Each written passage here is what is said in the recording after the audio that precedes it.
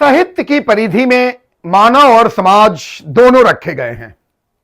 मासूमियत की निश्चल मुस्कुराहट वह इंसानियत का मुलायम आंचल में ही रहता है, एक और वह व्यक्ति का विभक्त विन्यास और दूसरी तरफ समिष्ट का संश्लेषण समाज है।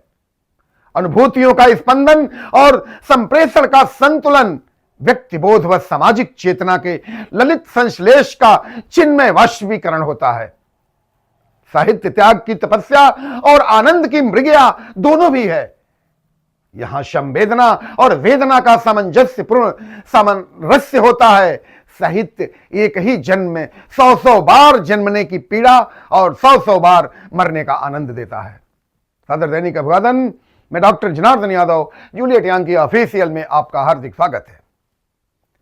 15 अप्रैल 2009 RZ 39 धर्मपुरा एक्सटेंशन नजफगढ़ से सत्यनारायण जी के घर गया।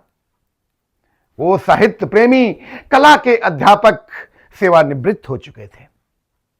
सत्यनारायण जी इनके घर प्रातः 6 बजे 8-10 व्यक्ति ध्यान लगाए बैठे हुए थे।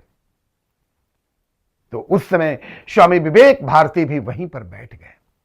15 मिनट बाद ध्यान मुद्रा त्याग कर वार्तालाप प्रारंभ हुआ।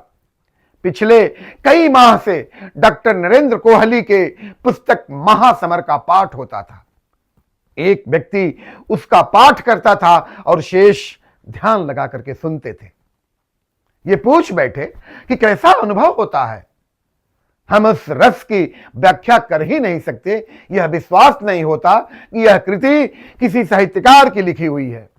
ऐसा आभास होता है कि कोई ऋषि अपने तप द्वारा प्राप्त ज्ञान के बल पर हमें उन घटनाओं का जीवंत साक्षात्कार करा रहे हैं। डॉक्टर नरेंद्र कोहली का महासमर देश के कोने कोने में पहुंचा है और पाठक आनंद ले रहे हैं। इस पुस्तक में अध्यात्म रस की ऐसी सरिता बही है कि पाठकों की कमी नहीं लगती। पाठक निरंतर और की मांग करता रहता है। यह देश का धर्म है, देश की सरकार का कर्तव्य है कि वह राष्ट्रव्यापी धरातल पर ऐसे लेखक को सामने लाए जिस प्रकार सोवियत रूस ने अपने महान लेखकों की पुस्तकों का संसार की विभिन्न भाषाओं में अनुवाद कर उन्हें विश्व में प्रचारित और प्रसारित किया था। पाठक तो अपने लेखक का खोज कर ही लेते हैं। अंतिम एपिसोड में स्वामी विवेक भारती के अस्तित्व की यात्रा में गुरु कृपा, संसार के मूल तत्वों व स्वामी विवेकानंद के विचारों से प्रभावित छद्म संसारता में उथल पुथल का वर्णन होगा, जो आपको उत्साहित, रोमांचित और सोचने पर विवश कर देगा। धन्यवाद।